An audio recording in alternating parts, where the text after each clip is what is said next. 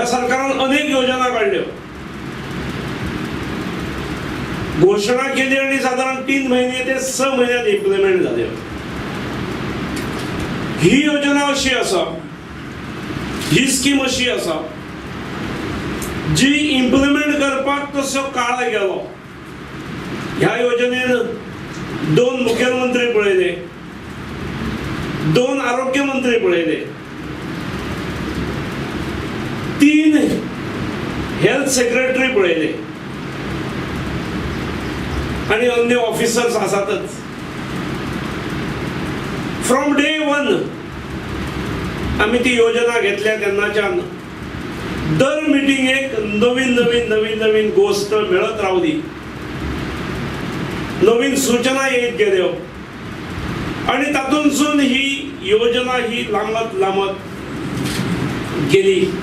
लांबताली हेचे आमकां दुःख कांयच नासलें, कारण गोव्यात आमच्याकडे आरोग्य सेवा मोफत आसा. ज्यो आमच्याकडे सुविधा ना ताका आमी मेडिकल रिइम्बर्समेंट दितात आणि त्यामुळे लांबल्यार हरकत ना, पण करता असताना परफेक्शन असचे. ह्या दृष्टीतून थोडो काळ गेलो. काही जणांचो खूप काळ लांबली, त्यामुळे लोकांक बेनिफिट चुकलो अशें काही जणांचे म्हणणे असता. बेनिफिट कोणाकूच चुकलेलो ना, कारण we are providing free medical facilities across the state. आणि in case of certain super specialities which we do not have, we give mediclaim, either give mediclaim or medical reimbursement.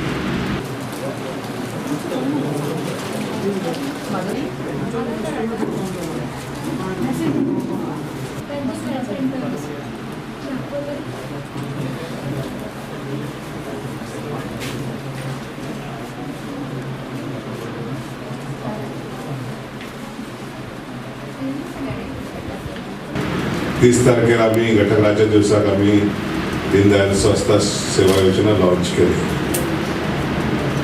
Launch करपाक सोपें आसलें, announce करप न्हू तें. म्हणटकच announce केलें आनी लोकांक सांगलें मोठी स्कीम करता म्हणून. ती अस्तित्वान हाडप कठीण. To get it in to reality it's a challenge.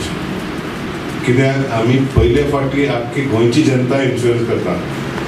About 50 lakhs population आमी इन्शुअर करता.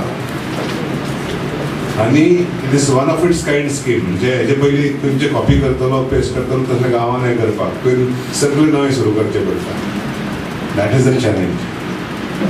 आमी सादारणशे 3.5 लाख कुटुंब फॅमिलीज इन्शुअर करपाचें आमची येवजणी. पूण हें करतना लोकांनी सपोर्ट करपा जाय. हें करतना इन्शुरन्स कंपनीनी सपोर्ट करपा जाय, सरकारानूय काम करपा जाय. म्हणजे हितून 3-4 स्टेक होल्डर्स आहा आणि मोठो स्टेक होल्डर म्हणजे आमची जनता. That is the biggest stakeholder. सरकार 140 कोटी अंदाजान खर्च करता. 140 कोटी. क्वार्टरली प्रिमियम म्हणटा आमी 35 कोटी.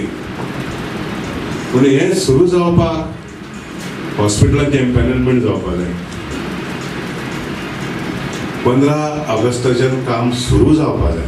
Has to come into reality.